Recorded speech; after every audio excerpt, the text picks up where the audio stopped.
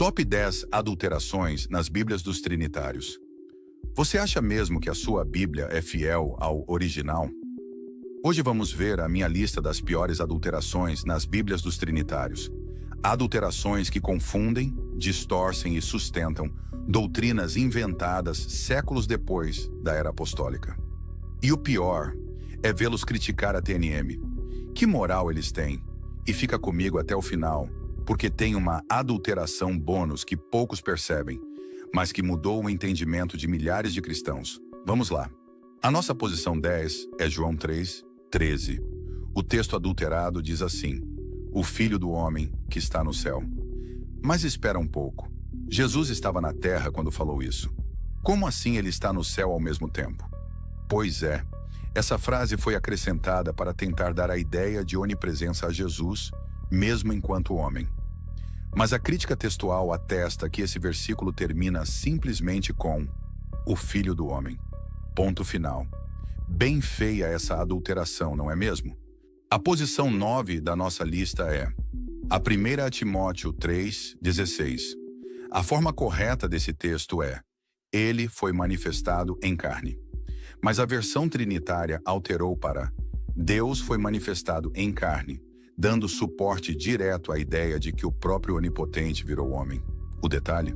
O texto grego mais antigo traz a forma ele, e não theos, Deus. Erro de copista? Talvez. Mas eu diria que foi conveniência doutrinária. Na posição 8, colocamos Apocalipse 1:11. Nas Bíblias populares, esse texto diz: eu sou o Alfa e o Ômega, o primeiro e o último. Escreve num livro o que vês. Mas nos melhores manuscritos, a parte que diz eu sou o Alfa e o Ômega nem aparece no texto. Isso foi enxertado para tentar identificar Jesus com o próprio Deus, o Pai, que é o único Alfa e o Ômega. O correto seria apenas o que vês, escreve num livro, sem o malabarismo trinitário. Vamos seguir na nossa lista. Posição 7, João 8:58. Aqui a adulteração é sutil, mas maliciosa. Antes que Abraão existisse, eu sou. Mas eles colocaram o eu sou em caixa alta para tentar linkar Jesus com Jeová de Êxodo 3:14, onde eles fizeram uma paráfrase da expressão como eu sou o que sou, quando o texto diz eu serei o que serei, ou eu sou o ser. Mas João 8 apenas diz ego eimi, uma expressão comum que outros personagens bíblicos usaram. Jesus estava apenas afirmando sua existência antes de Abraão, não sua divindade absoluta. Pois bem, na sexta colocação, temos Mateus 24:36. Aqui eu sinto vergonha alheia. Nas versões adulteradas, o texto diz: quanto àquele dia e hora, ninguém sabe, nem os anjos dos céus, mas somente o Pai. Mas no original, lemos: nem os anjos, nem o Filho, mas somente o Pai.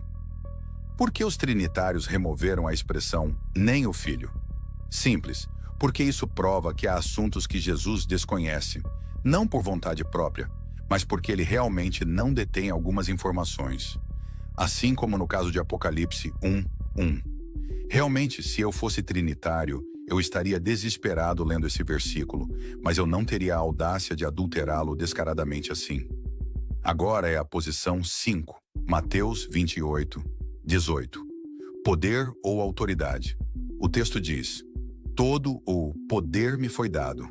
Dizem muitas versões trinitárias, mas a palavra no original é exousia, que significa autoridade, não poder absoluto. Autoridade é concedida, poder absoluto é inerente. Jesus recebeu a autoridade do Pai. Ele não era o Todo-Poderoso por natureza. Ele recebeu essa autoridade. Veja bem, mesmo que fosse poder, ele recebeu. O onipotente não recebe atributos. Então o Filho de Deus não é o ser onipotente. Simples assim. Na quarta colocação temos João 1:18. O texto corrompido diz: o Filho unigênito que está no seio do Pai. Mas a forma encontrada nos manuscritos mais antigos é o Deus unigênito que está no seio do Pai.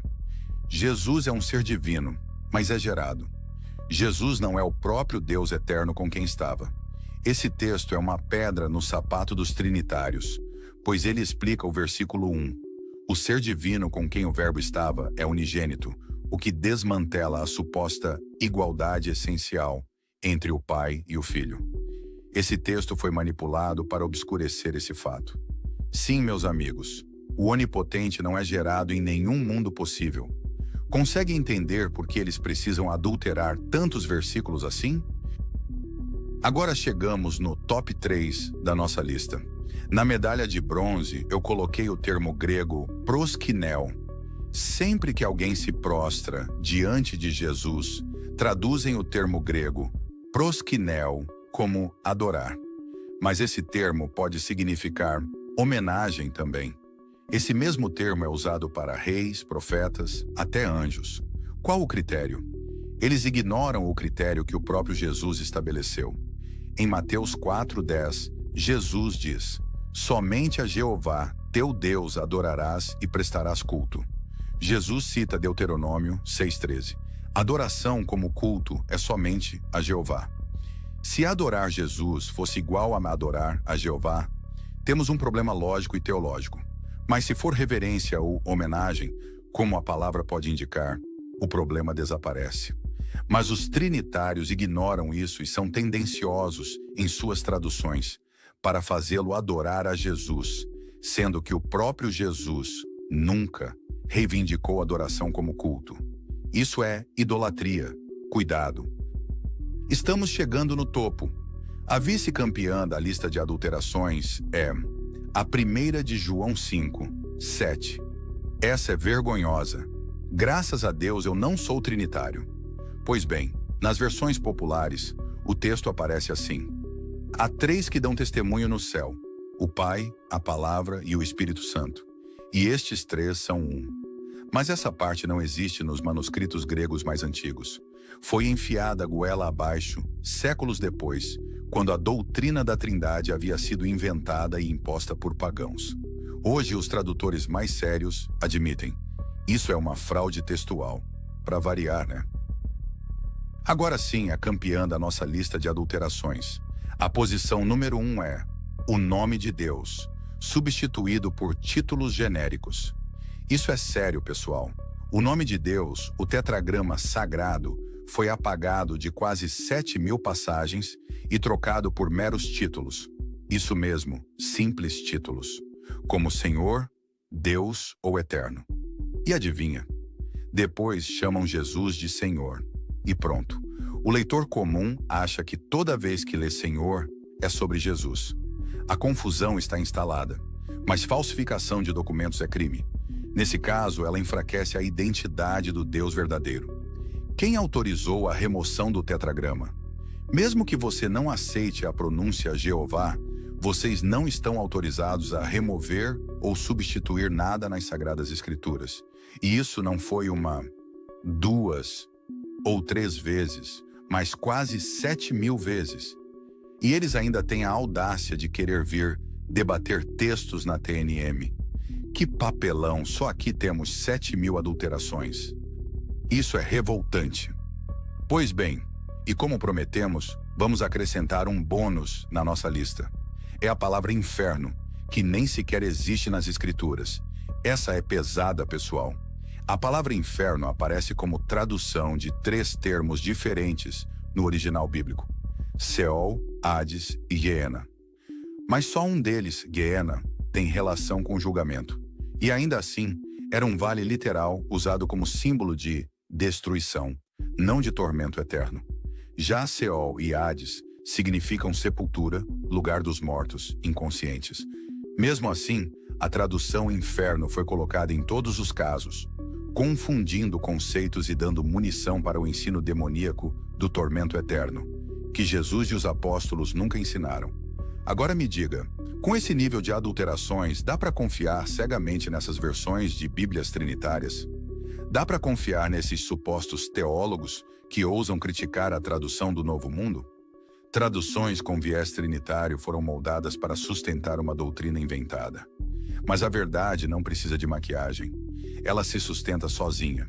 nas palavras originais, nos textos preservados e, principalmente, na honestidade com o que Deus realmente disse. Deixe seus comentários respeitosos. Curta nosso canal e compartilhe esse vídeo para que outras pessoas possam ser ajudadas.